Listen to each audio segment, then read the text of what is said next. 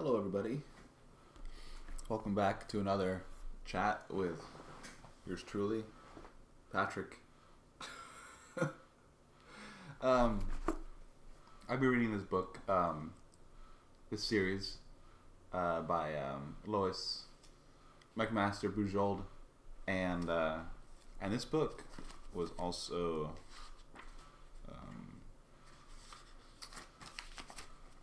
autographed to Kristen. I know, but still, it's still cool. It was like $6 at Powell's, and that got me thinking about serendipity or magical chance encounters happening in reality. Because I found this series thanks to finding the first book called The Warrior's Apprentice in a lending library right by the sidewalk. And I'm very, very thankful that a few little things have happened throughout my life that very obviously point to an intelligent universe. And it still blows my mind that I think a lot of people just think that the universe is like random or you know, yeah, random. Random is the best word. No order to it. And that just blows my mind because maybe thanks to psychedelics, but after a certain mindset has been found or observed or encountered, like it's just like reality is conscious. It's an intelligent framework that works together, and it seems to create individualized experiences for each of us. And here's the tricky part: like, what is the background of that? Where does the organization come from? It might have to do with reincarnation and past lives and our soul being separate from our body and having lots of experiences in this reality that are, yeah. And if you look at it from another perspective, if you were to create an artificial reality, would you put permanent death in it? Probably not, unless you were a sadist. And so unless we're really unlucky, which many people believe, we're probably not in that sadist universe. And chances are there are mechanisms in place in order to make this experience more thoroughly worthwhile. Because it would seem pretty silly if you just had like a series of just like massive existential encounters and experiences throughout your life, if you looked in the right places, and then you get old. According to society, you get diseased and crippled and weak, and you forget everything, and you kind of turn back into a baby and a fetus again, and then you die, and it's all over. And it was all just not even a memory, just a nothingness that has no meaning. And I used to think that way, believe it or not, when I was about 14 or so. I was so proud of myself that I had figured out. I was going to a Catholic middle school, and I had figured out, wait, all this Bible and Jesus stuff is just like just bullshit, right? Like it's just made up. Like, they made it up just to control people so they would give money, right? Or other things of value like their time and energy.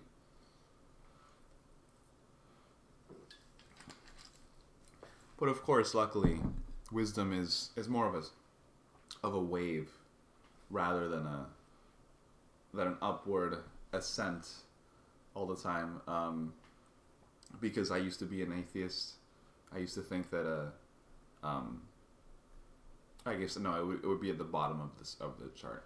I used to be an atheist, and I used to think I was really smart because I knew science and engineering, and I was really into space and sci-fi, and I was going to become an astronaut and go to explore things and other asteroids and planets and stuff, and maybe even solar systems, galaxies, etc.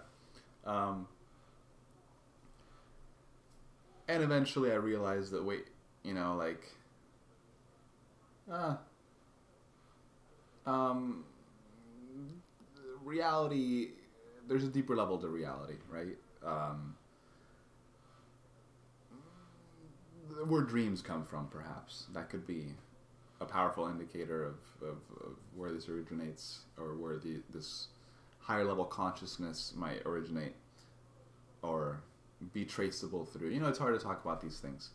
I forgot what I was talking about. The dreams. It's obvious that this reality is conscious.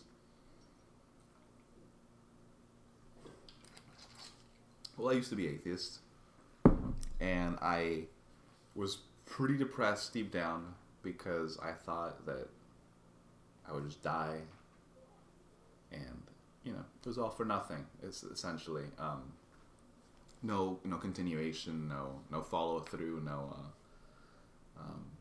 I was really hopeful that we would figure out immortality, like science-based immortality, in my lifetime, so that I could avoid that. And then after high school, I started doing experimenting with psychedelics and other drugs, and I realized that, wait a second, yes, it could just be all in my head. Like, it could just be just like drug-induced hallucinations that make one go crazy and imagine God or whatever. But I didn't really like. I don't even want to use the word God, because it's a very limiting word these days. I experienced a pattern that pointed that reality had deeper levels and that it was logically structured.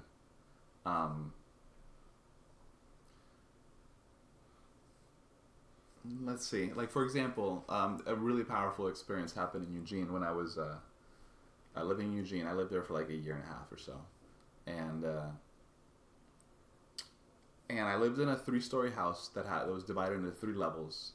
Each level's an apartment, and I lived on the middle floor apartment with my 2 roommates, Aaron and Steve, who were both like 25 at the time or whatever. So I as a 20-year-old, felt like a baby there. Just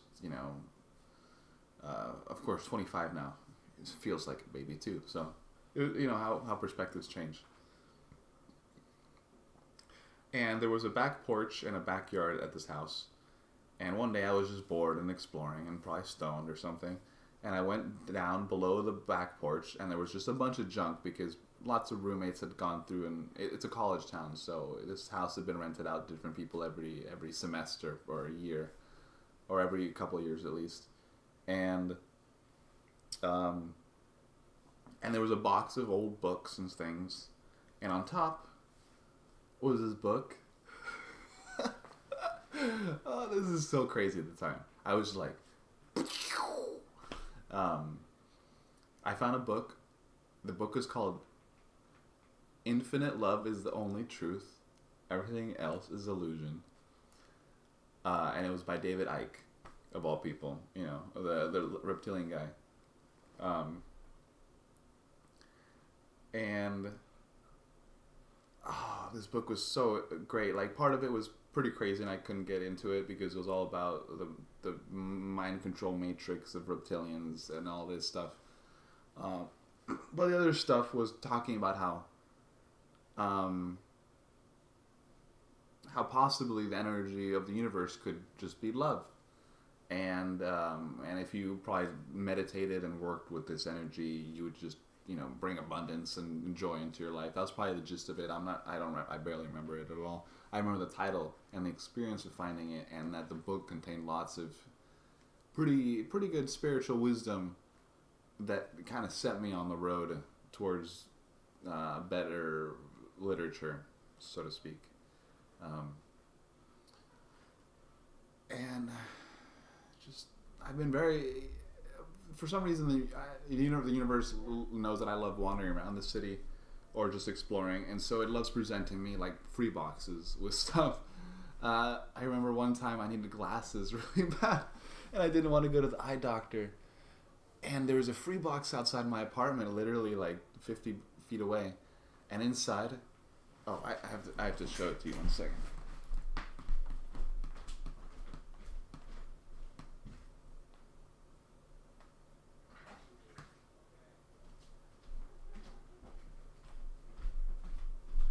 All right, was this mug, which says "Bitch, where's my coffee?" and it has a gun. Like, isn't that the most American thing ever? Isn't that awesome? All right. And I also found inside a pair of cases, a pair of glasses that I think I threw them away. They were slightly off prescription, but they were remarkably close. And for me, with a very high prescription, was very, very lucky. I think I used them like a few times to drive, like at night. That's what I mainly need them for. It was for something like that. But it was just like what are the chances of finding that? And I've never, of course, never found glasses in any other free box. Just that one that matched me. There was another time where I was walking around, or no, sorry, I'll back up. I wanted a magnetic knife rack for my kitchen, but I didn't have the money, or I didn't want to spend it on that. But I wanted one. It would be cool. It would help keep my kitchen more organized. And sure enough, yeah, like 1 or 2 weeks later, I found one in a free box. Never found one before that. Never found one since. It was like still wrapped in its case, brand new. It almost makes me think like there might be like an organization like keeping tabs on me. And like placing things, like the agent is like bored at his post, like observing me or something. He's like, whatever, I'll just buy this for him with my $500,000 a year salary that I get for just sitting around or whatever. And for example, I'll give you another example. I really like the books and the movie The Golden Compass. The books based on, that follow The Golden Compass are amazing too. But I love the story. And the movie, the 2007 version, is pretty awesome. Anyway, my friend and his family and I, we go to the zoo, Oregon Zoo. And it's pretty awesome. There's polar bears there. And there's a pretty good exhibit where you can see like half the water and half the outside. And the polar bears for like 3 or 4 minutes are literally just wrestling, just like hardcore, just like just splashing and jumping in the water and like tackling each other and like wrestling, like spinning around and swimming, and it's crazy. It's the craziest polar bear thing I've ever seen, especially live, like 20 feet away. It was amazing. Everybody was super excited. All the kids were loving it. And I was thinking like, man, that's just like in the Golden Compass where Jornik Bernison fights Yofor Ragnarsson for control of Svalbard. They're polar bears, by the way, and conscious polar bears. And it was just like a really epic battle. Of course, it wasn't as brutal as in the movie. Sorry, spoiler alert, I should have said. And I was like, oh, that's so cool. Like, so amazing seeing this in real life. Because now I appreciate polar bears even more, because I'm like, wow, they were characterized correctly in this book, even though they were anthropomorphized a bit. And then we go home, and like my buddies like and his family are spending the night at my apartment, and we head back to the apartment, and we go for a walk to the park, and I kid you not, on the corner of my apartment block, like 100 feet away, wrapped, brand new in its box, was the Golden Compass movie from 2007. It's right here if you don't believe me.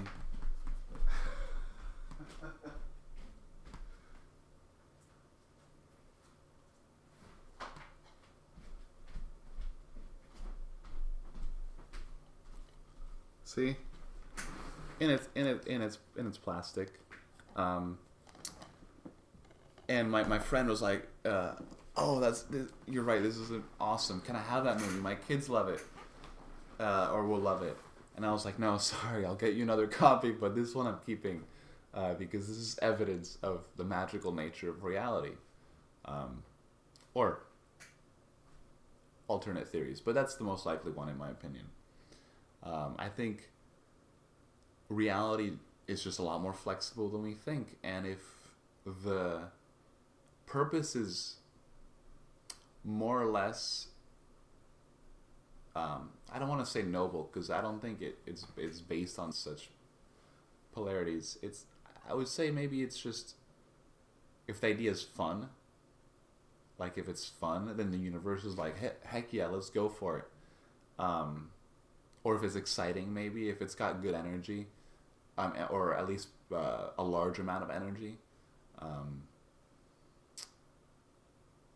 I feel like the universe responds because I think we each have our own individual universe that creates a custom tailored experience for each of us. It's the universe's infinite energy. I don't see why it wouldn't just allocate those resources accordingly. And at least for every player, like there might be NPCs, I'm not sure. But at least for every player, the experience is intelligent and it's designed to be worthwhile. It's designed to be like if you put your energy into it, if you stop treating it like a punishment or something, or a purgatory or a limbo, then it'll respond. You know, it wants to be played with. It wants to be interacted with reality. It's like a video game.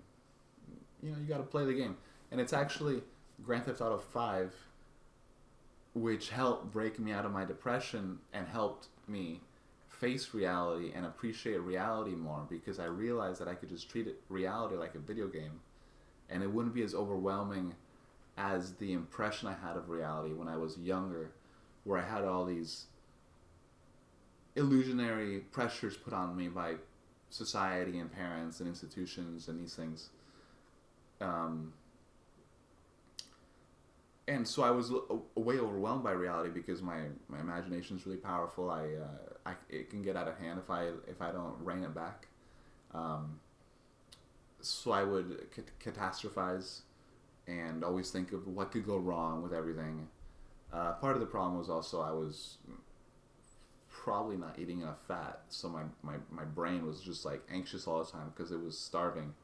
But anyway, I was very overwhelmed by reality, and Grand Theft Auto just helped break it down. It was like, look, here's a cell phone. It has maps, helps you get around, text messages so you can communicate with people. And here's missions for you to do. This person just wants you to do something, go do it. You know, that's just what you got to do. And if you treat reality and your job and your activities like missions or like levels, you can have more fun with it. It also helps you relax a little bit too, because check this out: if you relax and have fun with reality, it will go easy on you more. It won't punish you for stupid things like going 10 over the speed limit or blasting your music really hard from your car, or, you know, etc. Just like the little skirting the edges of the law that can be enjoyable in a video game,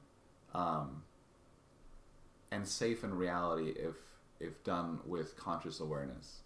Of course, you know, never break the law, etc. Unless you're really rich, because if the penalty is a fine, then it's just a tax on poor people. So, you know, if you got the money, if you get the abundance lifestyle, then just go for it. I say, as your non official lawyer. Well, I mean, what more evidence for reality being conscious do I have?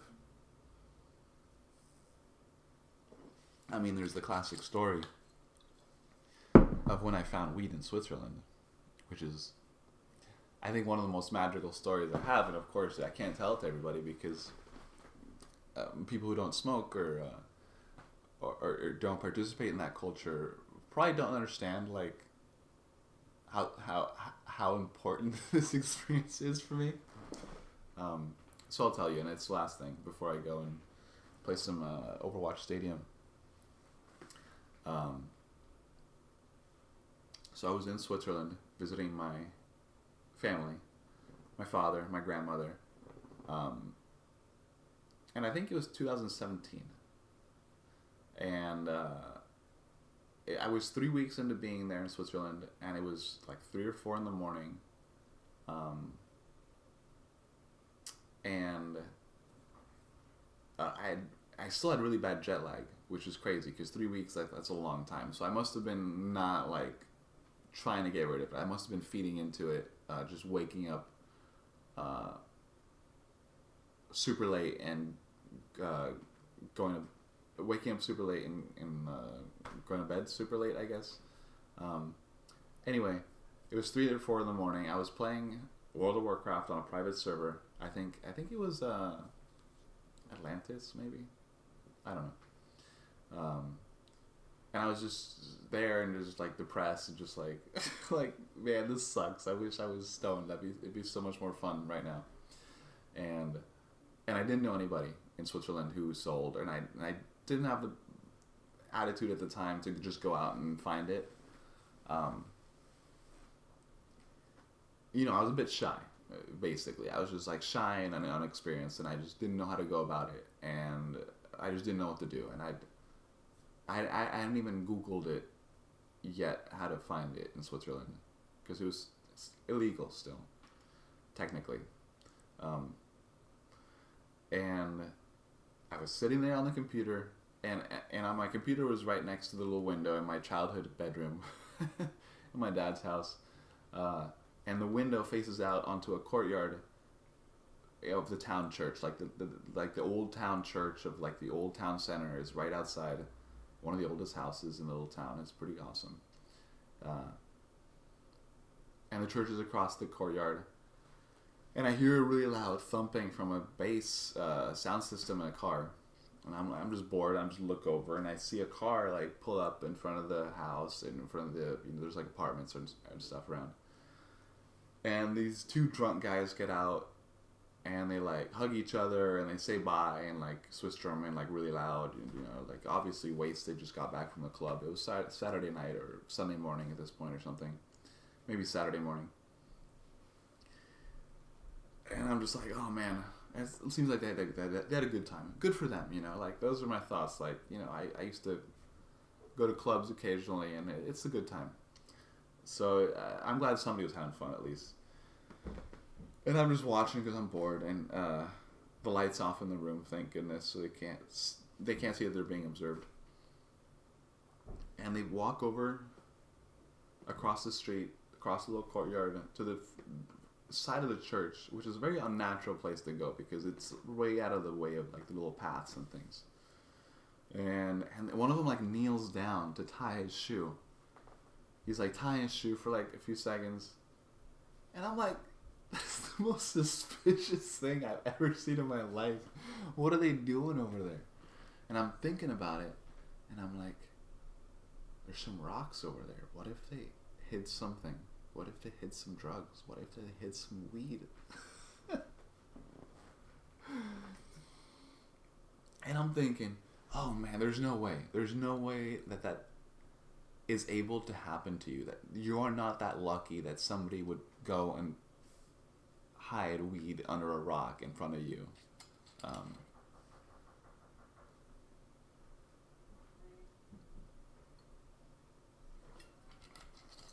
Sorry, somebody knocked outside, and I thought it was. I was just checking what's going on. There's no way I'm that lucky. But they walk away, to like in the other direction. So they was like walked over here and then like walked over here. So it was obviously a weird detour.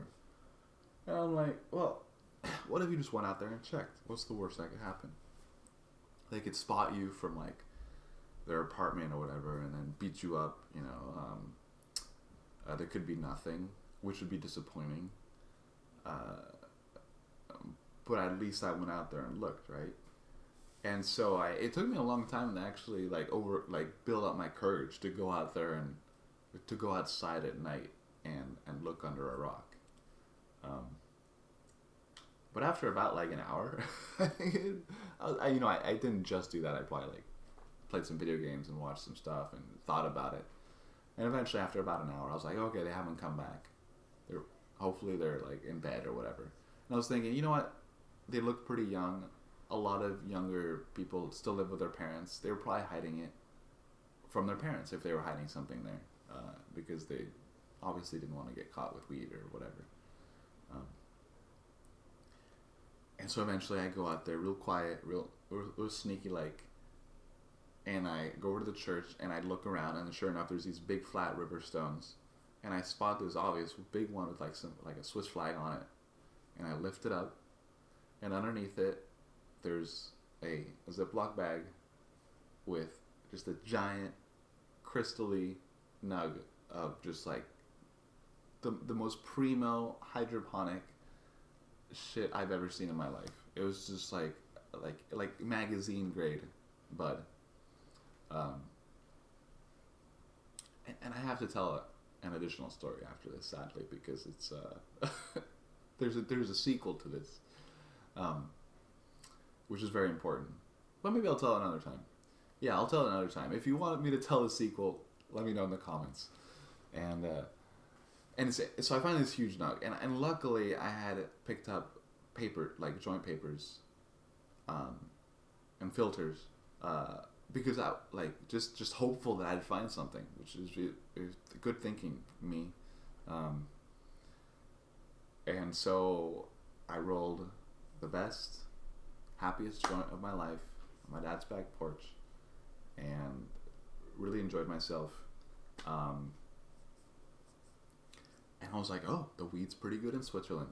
And that gave me the courage later to go out and seek it on my own.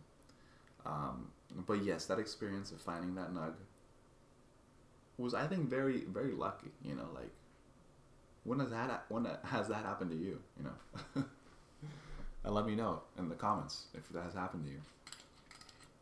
But yeah, universe, pretty organized, pretty conscious, or designed to some degree.